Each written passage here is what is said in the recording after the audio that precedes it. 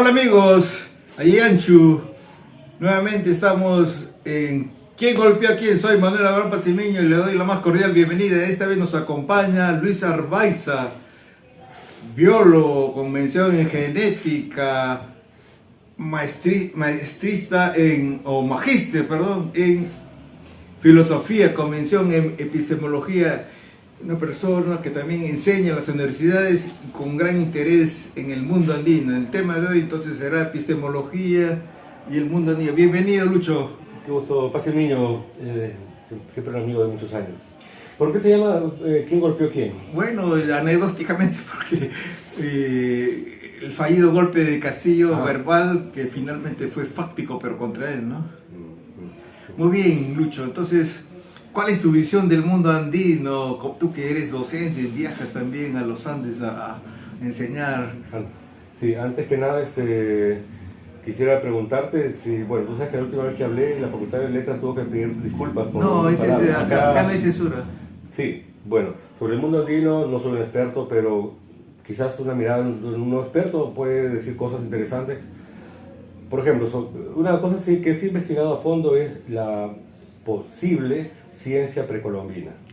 Ese es uno. ¿En qué sentido se puede hablar de ciencia precolombina?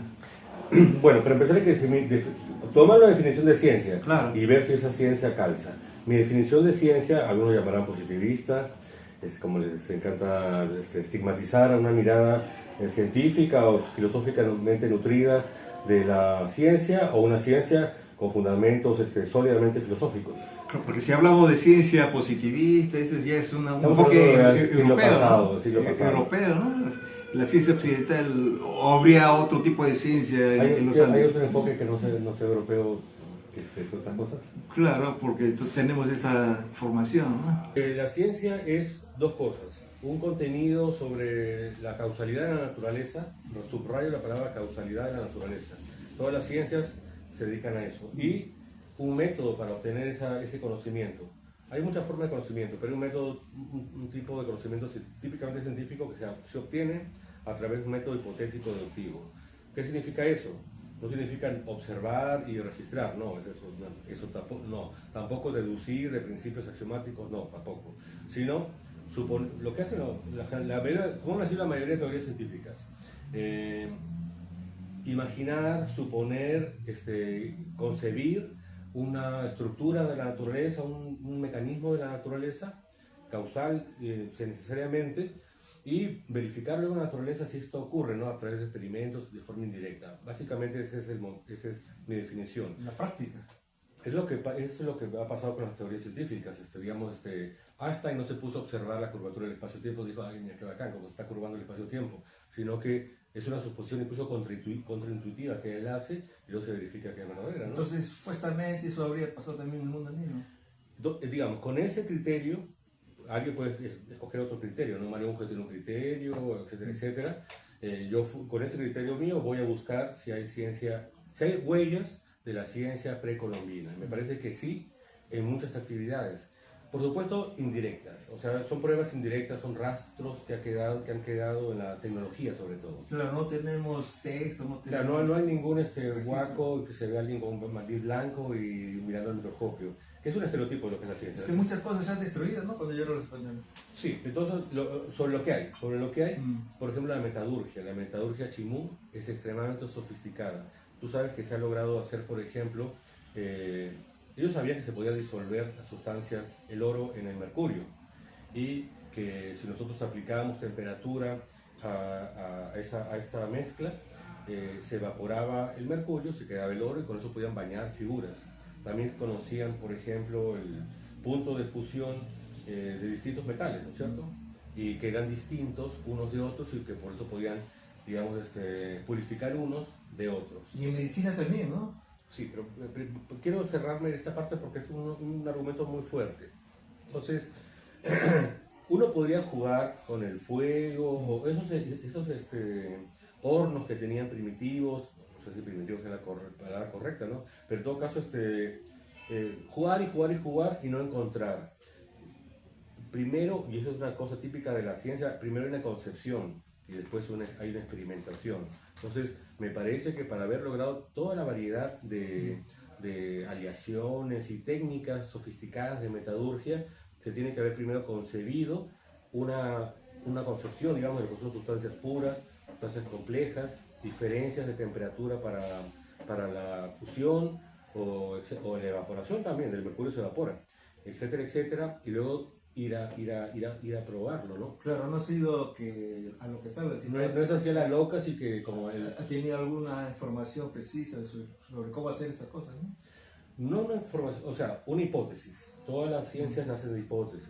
Ese caso, por ejemplo, anecdótico que todo el mundo cuenta, que Fleming se olvidó de limpiar sus placas Petri y de esa suciedad descubrió la penicilina.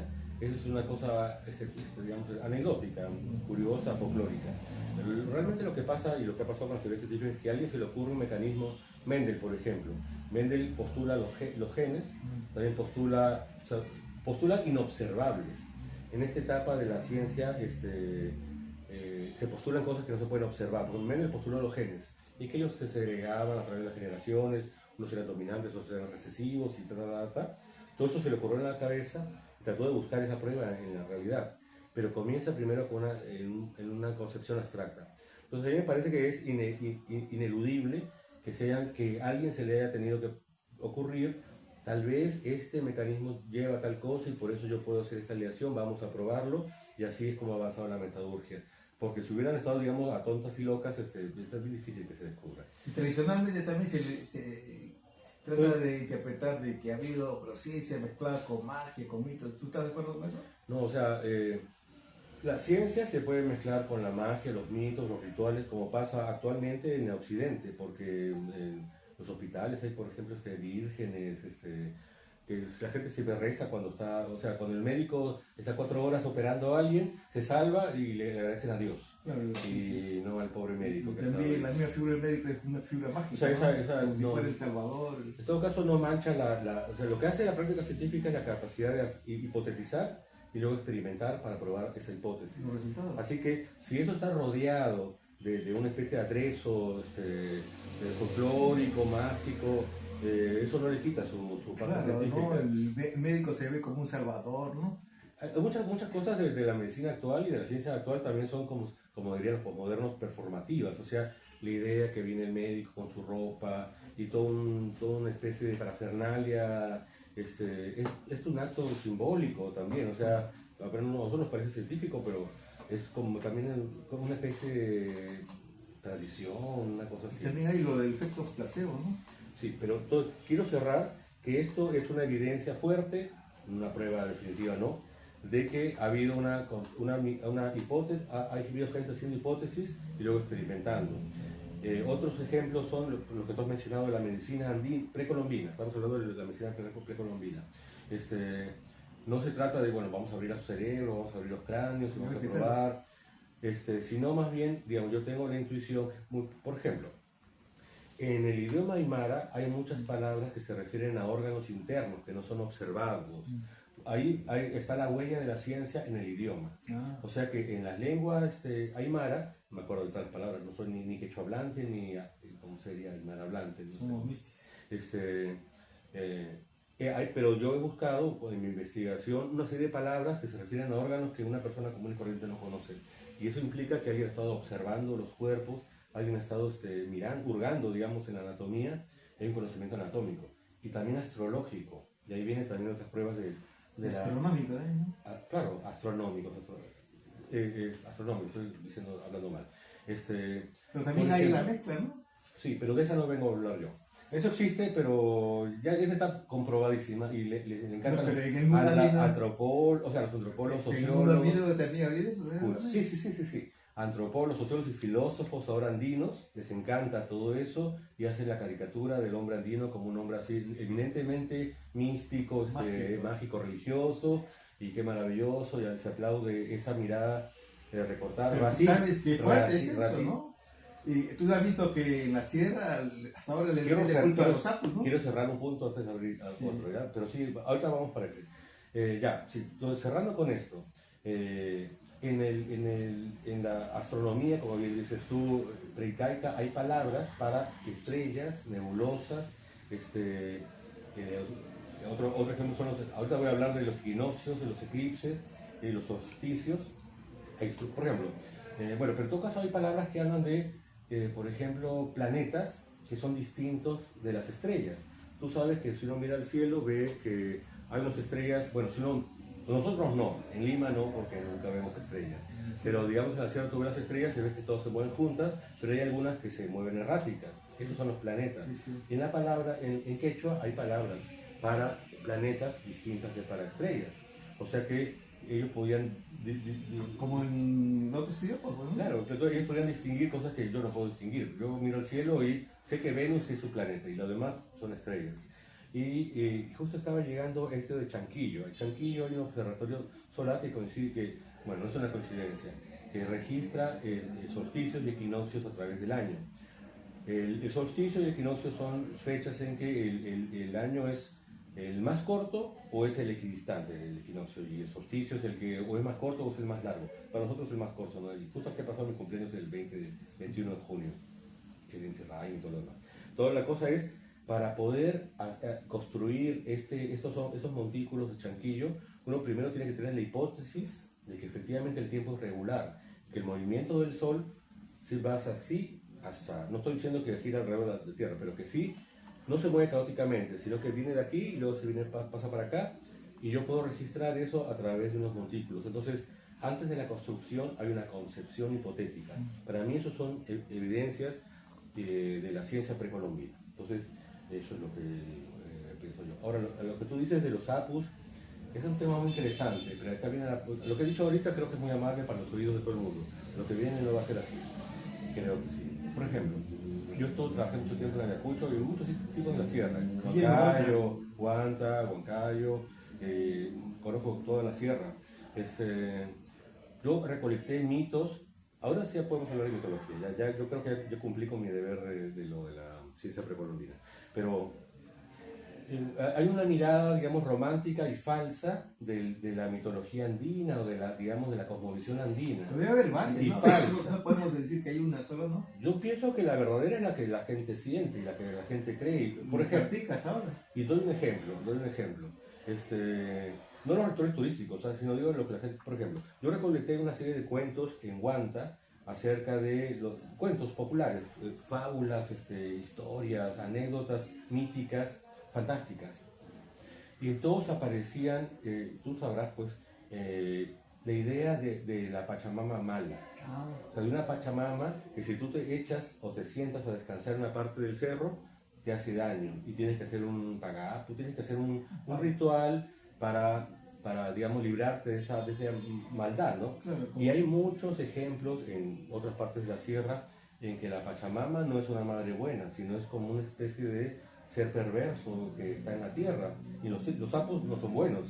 Ahora alguien podría decir, no, esto es una mirada occidental. No, ya, más bien, la mirada occidental es la mirada del buen salvaje, ¿no? De que, ay, que todo el andino, la Pachamama es una madre nutritiva. No. Esa es una mirada occidental de Hera, la diosa que se echaba para que Uranos la cubriera todos los días y que era la madre, que era la... Entonces estás diciendo que la visión o la práctica que tiene mucha gente ahora está influenciada por Occidente. Mira, totalmente. Bueno, han pasado 5 siglos, pues, ¿no? Claro, las polleras, las trenzas, las casitas con techos de 2 aguas, con todas esas cosas son españolas. Sí. Yo que he estado, hay sociedades muy andinas. Yo, por ejemplo, he estado trabajando en Huancayo, una sociedad muy particular, porque tú sabes que ellos apoyaron a los españoles. Cuando ya derrotaron a los incas, ellos reclamaron un trato especial por ese apoyo que hicieron a España. Incluso un príncipe Huanca viajó a España, habló con el rey de España, era el hijo pues, de los católicos, y logró digamos, que Huancayo tuviese un trato muy especial. Entonces el rey prohibió, primero le mandó un escudo como noble, ¿no? Y prohibió que los españoles hicieran haciendas, lo cual significaba explotaran a los huancaínos. Por eso los huancaínos son una ciudad especialmente andina, en el sentido de que creo que conserva un poquito más, no se puede conservar totalmente por 500 años, esa mirada andina un poco más originaria que, por ejemplo, Ayacucho. Ayacucho es diferente. Ayacucho es una ciudad muy española por el siguiente sentido. Ayacucho fue construido porque era el de camino de Lima a Cusco y parece que era un camino muy peligroso. Ayacucho tenía que ser un centro extremadamente castizo para preservar, digamos, una mirada española de los dominadores. Por eso que hay tantas iglesias allá. Y se nota en la gente que está ahí. Yo pienso que toda la violencia que hay en Ayacucho, las ciudades más violentas que hay, mi papá es de Ayacucho, así que yo sé de lo que estoy hablando, proviene de ese choque fuerte y esa imposición dura del mundo castizo al mundo andino en Ayacucho, que vive pues en la violencia y el dolor que hay en esas sociedades. Claro, son pueblos distintos, pues, Huancayo, Huamanga. En Huancayo, esa sociedad es un poco más feliz. Sí, sí, O sea, hasta la misma música. La gente es más feliz. El baile es Ya, sí. felicidad. En cambio, si tú escuchas, por ejemplo, el San Gregorio ayacuchano, que es una canción de muertos, es desgarradoramente triste. Entonces, pero en todo caso, yo veo que lo andino se puede examinar sin el romanticismo y sin el, ¿cómo se diría?, fascismo de tercermundista que está un poco de moda ahora. Ese fascismo puede tomar las formas más vulgares y burras, digamos, que es prácticamente un traslado de mi lucha al mundo andino. No quiero decir de qué lugar, pero sabemos muy bien de quiénes son. Y otros más refinados que tienen que ver con las miradas que ahora hay, por ejemplo, del muy querido profesor Zenón de Paz, una persona muy querida para mí. Sin embargo, su mirada me parece una mirada que está más vista con la mirada esa de Heidegger, de que cada ser humano tiene que, termino, que cada ser humano se le debe a su pueblo, de su tradición, y que el hombre en su tradición, ya, eso es Heidegger. Entonces, el hombre andino, todas esas cosas, Heidegger. Y la católica, full Heidegger. O sea, ellos prácticamente es Heidegger o sea, esa mirada de Heidegger de que el hombre pertenece a una cultura y que se debe a ella, y pum, y me di Polonia. Entonces hay que ser andino para en todo caso, realmente ambas posiciones. interpretar lo andino. Disculpa la No, redundancia. porque no hay que ser, yo tengo que tener cáncer para comprender que el cáncer es una multiplicación de células indiferenciadas que invade el cuerpo y produce enfermedad. Entonces hay que tener otra mirada más objetiva, hay que tener una mirada, filosófica.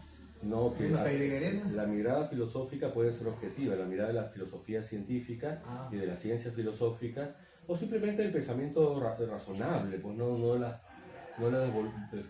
boberías posmodernas en su versión más barata, que es la que hay acá en el medio. Entonces, yo veo que hay una mirada de lo andino, desde afuera de lo andino, desde Arguedas, porque Arguedas no era ningún indio, era un príncipe provinciano, lo que se llama aristocracias provincianas. Mestizo. Como todos, como toda la clase, dirigente peruana, que es mestiza. Recuerda que Pizarro se casó con una princesa, tuvo sus hijos, y los 13 del gallo, cada uno agarraron mujeres princesas con el interés justamente de que en caso de perder, sus hijos eran mestizos y podían reclamar por el lado quechua. Ellos tenían una visión más pragmática, digamos, ¿no? Más astuta sobre la política. A diferencia de los europeos que llegaron al norte de América, ¿no? Buscaron más que nada exterminar y no mezclar. Pero es que acá había mucha gente y allá no había tanta densidad de gente. Estamos hablando de que no eran muchas personas, o sea que un plan... Yo no creo que no se le había pasado por la cabeza exterminar a la gente acá. Y creo que lo han intentado, pero había en México y en Perú había densidades inmensas de gente por razones geográficas, biológicas, climáticas. Yo he visto un mapa pues, de la población originaria precolombina y los grandes centros es Perú, México. Y tanta gente que no se ha perdido el quechua, ni la aymara, ni otras lenguas originarias. No entiendo. O sea, ha habido tanta gente que perdura el quechua, sí. Perdura el aymara. Sí. Pero los incas hablaban poquina, tengo entendido. Claro, y eso no sí se pierde, ¿no? O sea, sí, porque era así es. Bueno, entonces, en todo caso, yo pienso que hay que tener lo que yo he visto, por ejemplo, en el mundo mítico andino, es que no está el mundo idealizado y esa mirada, digamos, desde afuera, desde el otro. Hay un libro ahí famoso de un filósofo muy maravilloso, La mirada del otro, algo así, ¿no? La conquista del otro, creo que es el caso. ¿De Buber?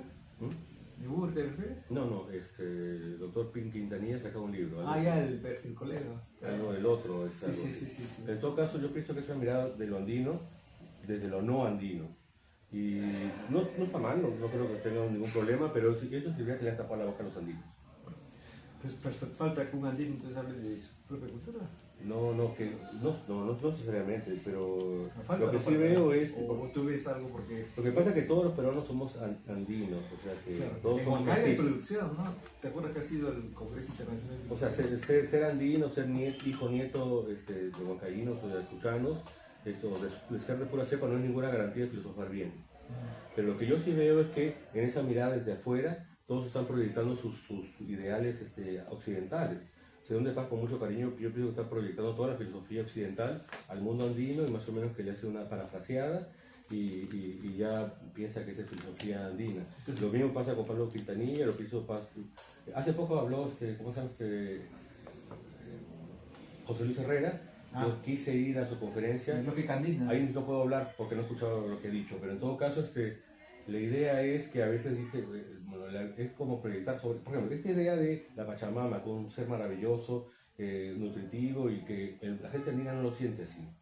Ellos lo ven como por ejemplo, una vez escuché una historia, por ejemplo, de que los cerros pedían y que mataran a alguien cuando se construye algo. Una costumbre antigua, sí. Incluso cuando mataban a alguien que era, digamos, el loquito del pueblo, el tonto del pueblo, exigían que no, una persona cuya muerte fuese trágica para esa misma persona. Incluso hay gente que habla de que los cerros conversan perversamente. O sea que yo no digo que sea cierto que eso pasa, los cerros no piensan, no tienen sentimientos, Sí, he escuchado eso. pero lo que sí es cierto es que la gente siente que la Pachamama no es buena. Y entonces habría que desmitologizar esa... Yo pienso que los eruditos sí saben eso, pero hay una mirada así como folclore... Es duro pensar de que sacrificio hasta el bebé.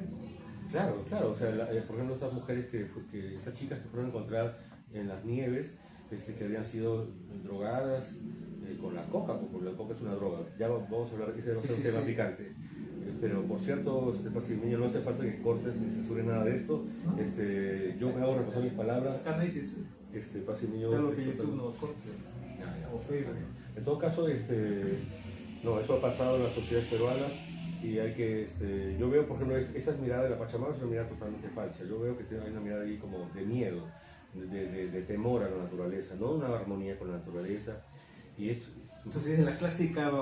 Es una mentira. El clásico temor a lo sobrenatural, a lo divino, la reverencia a lo desconocido. Ya, pero yo diría que eso no es originario también, porque... Es mundial. Escucha, o sea, yo siento que las sociedades andinas que han sido estudiadas por los antropólogos, investigadas, no tienen nada de originarias, porque ellas han sido el fruto de 500 años de explotación, maltrato y todas esas cosas. Entonces, después de 500 años de traumas, ya se transformó. Yo no sé cómo habrá sido el pensamiento anterior, seguramente los huacos, los antropólogos saben mejor esas cosas, pero ahora la gente siente que los cerros son malos, que los sapos son malos. Y que hay autoritarismo, hay como que un temor a la autoridad. ¿Te has dado cuenta de eso? Eso pasa mucho en las sociedades, por ejemplo, Ayacucho yo la considero la ciudad más que andina mestiza y Huancayo la siento más andina, justamente porque ellos se libraron del yugo español por mucho tiempo. No todo el tiempo, pero mucho tiempo. En cambio, Ayacucho fue una sociedad muy, donde ellos tuvieron que imponer sus iglesias, sus costumbres, y se mezclaron muchísimo. Yo he visto fotografías, podríamos intercalar en el video, fotografías de España rural, pues, igualitas a Ayacucho. Entonces, ese choque violento no es nada intuitivo como piensan los dialécticos, sino produce un gran dolor, ¿no?, con esa sociedad. Entonces, ellos tienen una mirada actualmente una cosmovisión terrible, ¿no?, triste, terrorífica. No es una cosmovisión como ese falso mito del buen vivir, que es una invención italiana de los años 70, una total mentira. Pero todo está cambiando, ¿no? Por la globalización de la comunicación, de la información, ¿no? Los muchachos ahora están con su celular, conocen otras culturas. Sí, pero todo el mundo todos arrastramos, y en eso quizás tenga un poquito de razón Heidegger, en el sentido de que todos arrastramos el carácter de nuestra cultura. Herencia. O sea, no podemos escapar, digamos, por ejemplo, los franceses no pueden evitar cada siglo que haya un escritor maldito que escribe el malditismo, siempre. Hace poco estoy leyendo a Jean Genet, que es más o menos reciente, y esa es una larga tradición francesa. Igual, los alemanes tienen una tradición. Ahora, yo pienso, no creo como Heidegger, y tampoco como los etnocaceristas, o que hay que rendirle culto y esforzarnos por no alejarnos de nuestra convención original, sino más bien sacar lo bueno y rechazar lo malo. Pero los pueblos tienen un carácter que atraviesa los siglos. Y esos chicos que tienen su iPad y ahora están súper modernos en Ayacucho, en Huaraz, en todas partes, arrastran, en Huanta, arrastran miradas andinas muy profundas. A pesar de que sus padres les han puesto nombres extranjeros, ¿te das cuenta? Por supuesto. Hace poco yo tuve un problema porque fui denunciado por un muchacho, no puedo mencionar su nombre ni tampoco la universidad, porque le dije que su apellido significaba tal cosa en quechua. Claro. Y él le habían puesto un nombre pues muy sofisticado, ¿no? Así, occidental. Más lejos de Europa. Así, un nombre, la cosa que yo le dije, tu apellido significa tal cosa. Pero no se lo dije como diciendo minimizarlo, sino porque es fascinante, ¿no? O sea, que maravilloso. Me gusta, me gusta lo que no conozco, el quechua. Entonces me hizo una denuncia por decirle que su apellido significaba tal cosa en quechua. Hay un profundo rechazo en las juventudes de su choledad. Lo primero que yo les digo a mis alumnos, yo soy un cholo que viene de Lima. Supongo que ustedes aceptarán también como, pero paso cuánto también como cholo, ¿no? Tiene vergüenza de hablar quechua, hermano Juan. Ellos me dijeron a mí, profesor, usted es blanco. Y yo, somos marrones, claro, no, yo me siento muy contento de mi mesticidad y de mi choledad y me recontra contento con eso, pero me asombra que ellos conciben lo bueno, creo que tenían un buen concepto mío, como blanco. Además, o por venir de Lima. O por venir de Lima. Otra cosa es que pasaba era, y esto, ahí se está arrastrando esa mirada de lo castizo sobre lo andino, ¿no? En ellos mismos. Entonces yo, por ejemplo, enseño a chicos de la Facultad de Medicina. Entonces, ellos presentaron sus exposiciones, y en las exposiciones se dibujan a sí mismos como gente blanca, incluso pelirrojos, unos rubios, pero no hay ningún marrocito, ningún cholito, nadie. Entonces yo les digo, chicos, si ustedes te están rechazando ahí es una huella de rechazo de su andinidad. ¿Cómo será cuando tengan sus pacientes? ¿Tratarán bien al paciente blanco igual que al cholito? Yo pienso que, entonces, eso es una huella de que están arrastrando un carácter muy negativo de las sociedades mestizas. Yo no digo andinas porque creo que lo andino acabó muy pronto cuando eran los españoles, o sea, se reprodujeron inmediatamente esa gente. Solo somos andinos por lo geográfico. Yo pienso que nosotros tenemos un 60-70% de genes andinos, genética, biología, ¿no? Claro. Y culturalmente muchísimo también andino. Se puede, hay como un 20% nada más de españoles. Los españoles tienen más de árabes que los otros españoles. Sí, sí. En todo caso, esa es una. Otra cosa que yo he encontrado en las sociedades andinas, hablando acá son quitados, no lo bueno, no solamente lo bonito, es el matriarcado.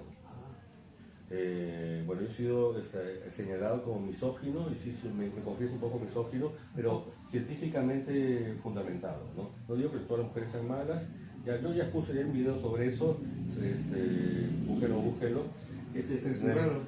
Sí, censurado, pero yo logré, me grabé a mí mismo, así que ahí lo colgué. En todo caso, en las sociedades españolas eran profundamente patriarcales, es así, patriarcales, no hay duda. El hombre dominaba la sexualidad de la mujer, también mantenía a la familia, era el dueño de la familia.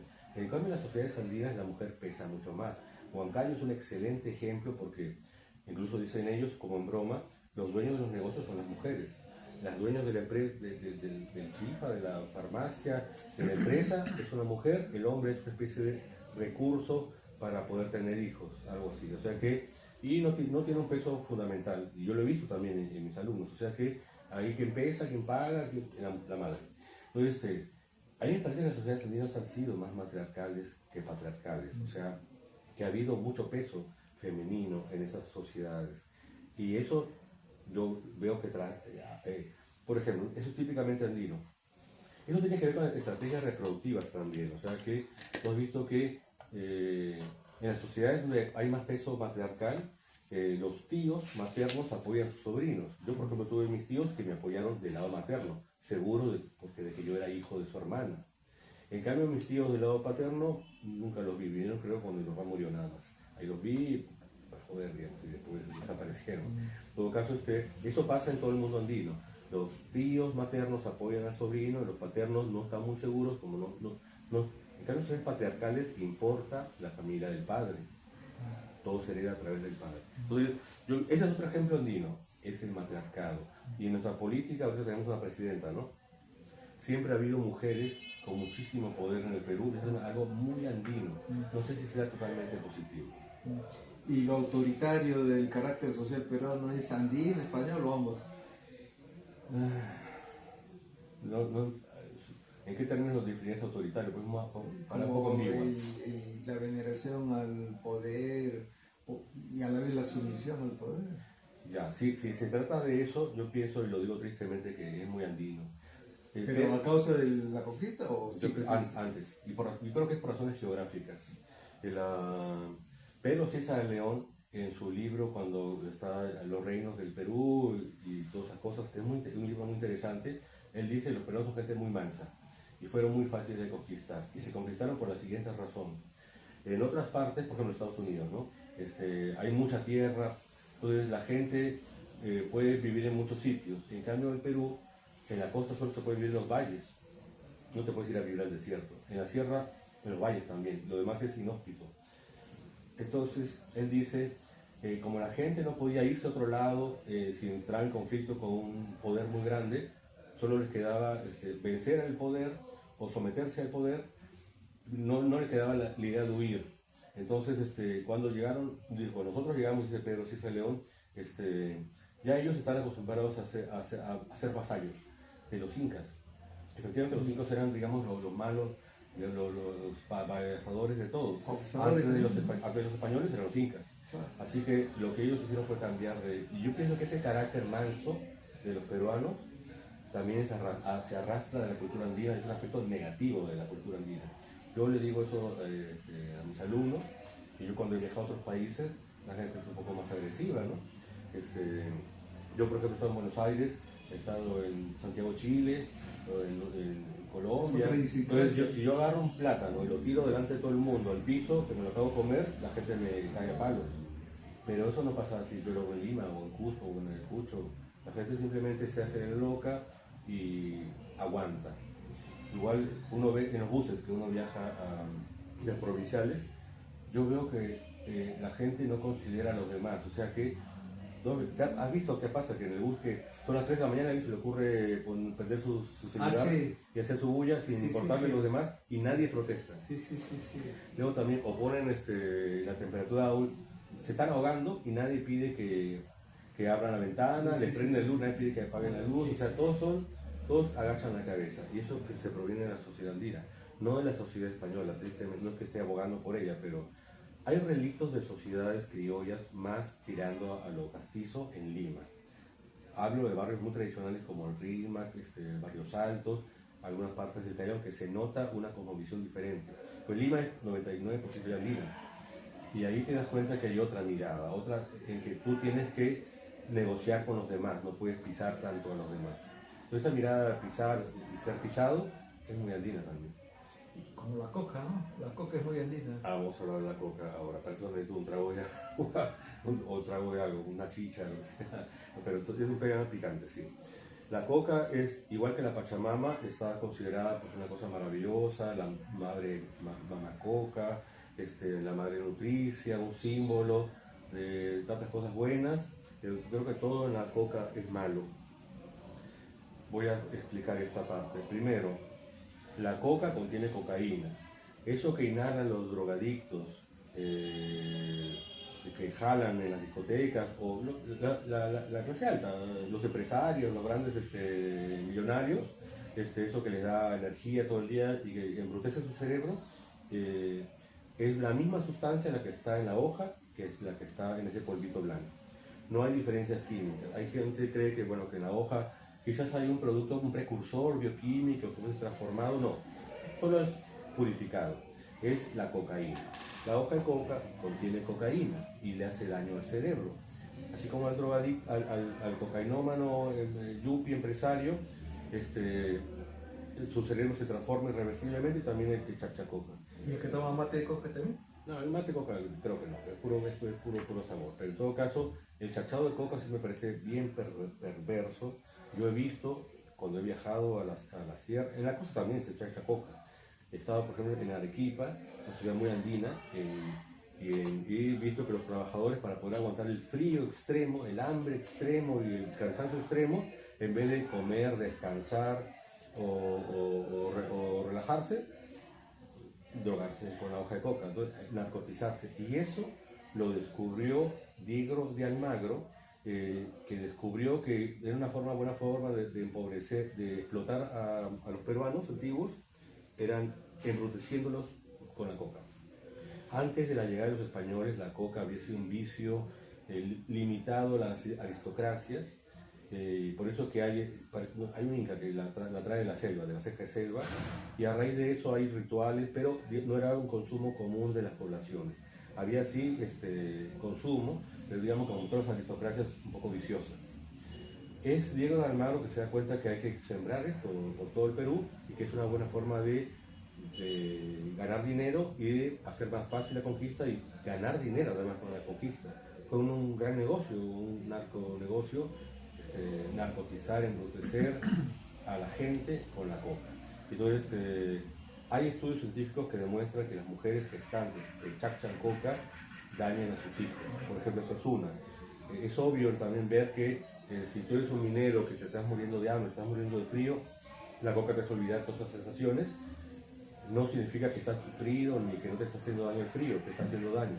Entonces, sí, a mí me parece que la coca siempre ha sido perversa para la sociedad peruana. Actualmente, la perversión de la sociedad peruana es que hay una narcosociedad. Yo, por ejemplo, he conocido el estado de Lebrán. Yo 3 días estuve en Lebrán con mis alumnos, fui a hablar de esas cosas justamente, en el peor lugar para hablar de esas cosas. Y el Lebrán es una sociedad triste. O sea, yo vi por todos lados que la gente vivía una vida como aburrida de su vida, como los drogadictos. Pues. El drogadicto es una persona que su cerebro, acostumbrado al placer artificial, ha embrutecido su capacidad de sentir placer normal. Así que cuando no está con la droga, la vida se le hace más gris. Y más o menos eso se siente en una sociedad, una narcosociedad como el Brain. No solo es triste por los efectos de la coca bioquímicos en el cerebro, neurológicos, sino también porque se instaura la mirada esa de una sociedad terrible en que el violento tiene dinero y que todos están pensando, los valores no valen, como diría Nietzsche, ¿no? Esos valores de esas sociedades son la riqueza, el hotel de lujo, claro, contratar una orquesta para que toque el día de San Pepito y una borrachera para todos. Esos valores que no valen son los valores de la narcosociedad, que también pasa no solo en Lebrán, es todo el Perú. Claro, pues se habla de narcoestado, ¿no? Todo el Perú es una narcosociedad y es una sociedad, Perú es una sociedad triste. ¿Y qué nos puede decir de la ayahuasca y San Pedro? De eso no he investigado mucho, pero básicamente son drogas alucinógenas. No tiene nada de que voy a mirar una mirada más profunda de la realidad, una nueva forma de conciencia. Ya, no sé, es lo mismo que una droga, solamente que esta es natural, no es un alucinógeno, ¿no? ¿Y qué piensas de los actuales acontecimientos? Seguimos siendo una neocolonia por nuestras riquezas naturales, no hay más progresos. No sé exactamente. O sea, seguimos siendo un país extractivista, ¿no? Sí, bueno, sí, eso ha sido siempre, o sea, eso ha sido desde la llegada de los españoles. Por ejemplo, se apostó por la minería, que la minería no se iba a hacer rico, pero sí los hizo ricos, ¿no? Pero ni siquiera los españoles los hizo ricos a otros países europeos que le quitaron la plata a los españoles. España es un país que siempre vuelve a ser pobre, siempre vuelve a la Edad Media casi 100 años más o menos. Hay fotos de España de comienzo del siglo XX y o sea, siempre se arruinan, a pesar de todo el dinero que sacaron de acá. No, eso enriqueció a otras naciones, no a España. Pero en todo caso, ahora hay una pugna de dos grandes poderes, ¿no? China y Estados Unidos. Creo que hay una pelea ahí por los recursos. Creo que ya más o menos como que había ganado Estados Unidos acá, ¿no? O sea, como que había logrado que los recursos sean para ellos. Sí. Bueno, sí, la idea es a quién le vamos a regalar nuestros recursos, a los chinos o a los norteamericanos. Ahora, el problema también es para que eso no ocurra, porque eso le pasó a China también, tiene que haber una gran educación, pero el gran problema es que los grandes ignorantes del Perú son los profesores. O sea, para mí profesor es casi sinónimo de analfabeto, y son los más engreídos también de las políticas, todos, Keiko, JP, todos los engríen, todos les prometen y les cumplen, ¿no?, sus promesas, todos les pasan la mano, pero son los peores verdugos de la sociedad peruana. Y te lo digo porque yo he enseñado en la Facultad de Educación y he visto cómo se premia la burrez. O sea, el asno, el pollino, el jumento, lo premian y no hay espacio para el desarrollo del intelectual, de los académicos, de los alumnos. Se ha creado más de 20 universidades en los últimos años, ¿no? Ah, sí. Ahora se van a crear más, creo. Están esperando, ahora va a haber más. No es el problema que haya un montón de universidades, eso no es ningún problema. El problema es qué es lo que se enseñen en las universidades. Sí. Uh-huh. ¿Qué se debería enseñar según tú? No, o sea, que se enseñe. No, ahorita lo que hacen no se enseña. Se prohíben jalar alumnos. Los alumnos tienen el poder de chantajear o hacer doblegar a los profesores con amenazas de que me miró mal, no sé, a mí me denunciaron por hacer que un alumno borre la pizarra. Por ejemplo, entonces ya con la idea de doblegar, la mayoría opta por aprobar a todos. Y también estaba en universidades, una nacional, que no quiero mencionar ahorita, que directamente me llamó el decano a decirme no jales a nadie. Increíble. No es nada increíble, tú que eres profesor, no sé, pero de esas cosas pasan. Nunca me ha pasado, ¿no? En todo caso, sí, entonces es muy común. En particular sí, ¿no? Pero nacional. Sí, nacional. En lo particular se pide región. Más bien en las particulares yo he logrado imponerme y no aceptar esas cosas. Pero fue muy fuerte esa presión. En todo caso, el país está apostando por la incultura. Y en las sociedades andinas de verdad, porque uno piensa en las sociedades andinas como la gente con su poncho y sus polleras. Las sociedades andinas son las grandes ciudades, Huancayo, Ayacucho, Cusco, son grandes sociedades modernas, y esas son sociedades andinas. O sea, la sociedad andina no es ese pequeño pueblito que vive bebiendo de un manantial y cultivando sus propias papas, alejado. Esa sería una curiosidad. Las sociedades andinas son las grandes ciudades que están en la costa y en la sierra, porque parece que a pesar de que hay muchas ciudades que pretenden ser como más español, eso es un delirio, ¿no? Que quieren muchas ciudades que pretenden ser como españolas, Cajamarca, por ejemplo. Ninguna pasa del 20 o 21% de genoma español, la mayoría es andino, Cajamarca, Arequipa, la costa. No hay diferencias genéticas entre la gente de la costa y la gente de la sierra, por ejemplo. Las diferencias son culturales, nada más. Entonces, el gran problema es que esas sociedades sean... yo lo que estoy viendo, esas son las sociedades andinas de verdad, no las que fantasean los filósofos de lo andino, de la filosofía andina, el cacerismo, esa mirada falsa. Realmente ese chico huancaíno con su iPad, ese chico guaracino, gótico, ese es también un hombre andino.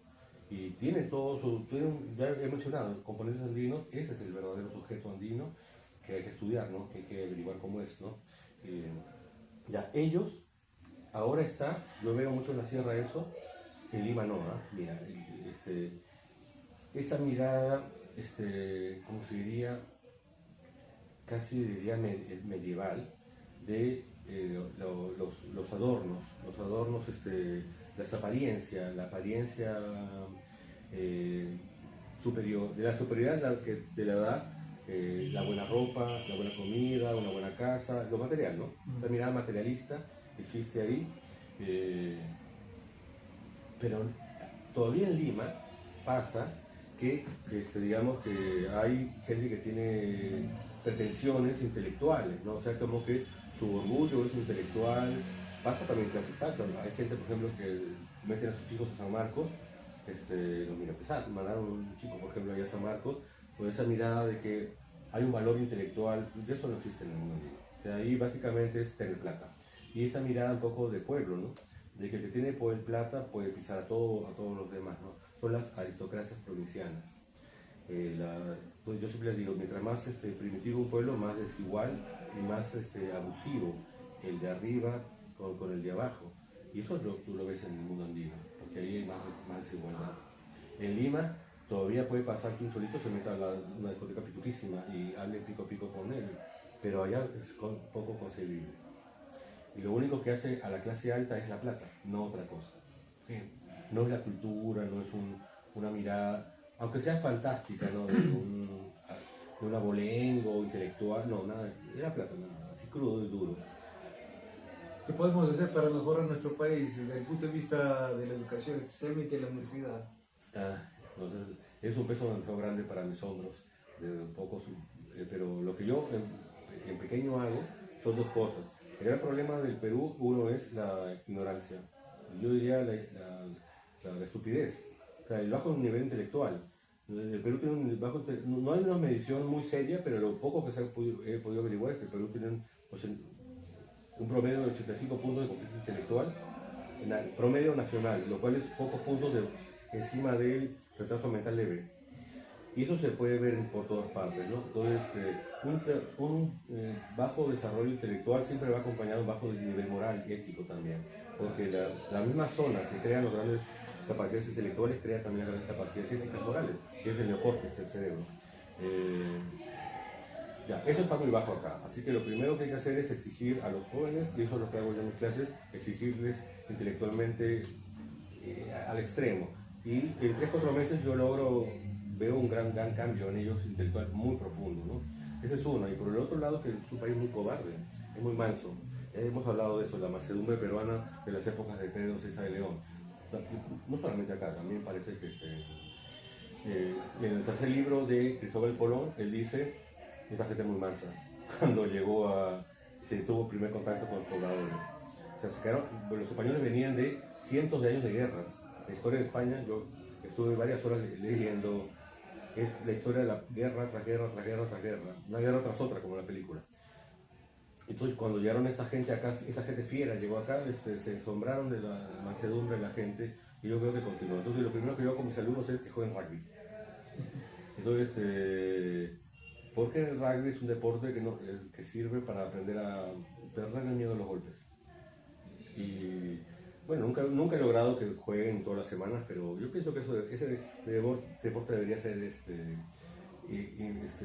estimulado, y prohibir el fútbol, que es una forma de una batalla. Un deporte tiene fanáticos porque es una representación ficcional de una batalla en que si eres cobarde te puede ir muy bien, porque no va a haber golpes, no va a haber nada, puedes estar incluso sentado mirando, y es una ficción muy, muy alejada de la confrontación que es necesaria en los seres humanos. Esas dos cosas hago yo, y yo pienso que debería ser. Muy bien, Lucho. Tus palabras finales de despedida para nuestra teleaudiencia. Bueno, nada, no sé, pronto voy a sacar dos libros, un libro sobre ensayos áridos de filosofía analítica, pero para mí sería filosofía científica y ciencia filosófica, es decir, una filosofía que no ignora a la ciencia, tampoco la odia. Actualmente todos los filósofos parece que la odian a la ciencia, es lo peor que hay. Un remanente de las sociedades castizas, o sea, digamos, de las sociedades cristianas, ¿no? Todo eso viene de la Inquisición, que se quedó de acá, ¿no? Y por otro lado, una ciencia no ingenua, ¿no? Porque la mayoría de los científicos son pésimos filósofos, pésimos interpretadores de la profundidad de la ciencia, porque no conocen los fundamentos de la verdad. Entonces yo lo llamo eso ciencia filosófica. Ese es el libro blanco, y luego salir el libro negro, donde va a salir todo lo que es controversial de mi pensamiento. Sepan elegir sabiamente. Muchas gracias por tu participación en esta oportunidad. Eso ha sido todo por hoy, amigos. Soy Manuel Abraham Pacimeño y nos despedimos hasta la próxima edición de ¿Quién golpeó a quién? Hasta la vista, Tupanas Chicama. Bien, con preparo.